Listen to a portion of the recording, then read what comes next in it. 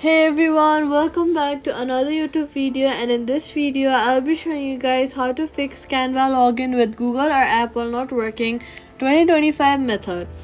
First, go ahead and close the Canva app completely by swiping it up from the bottom of your screen and swipe it away. Then restart your iPhone.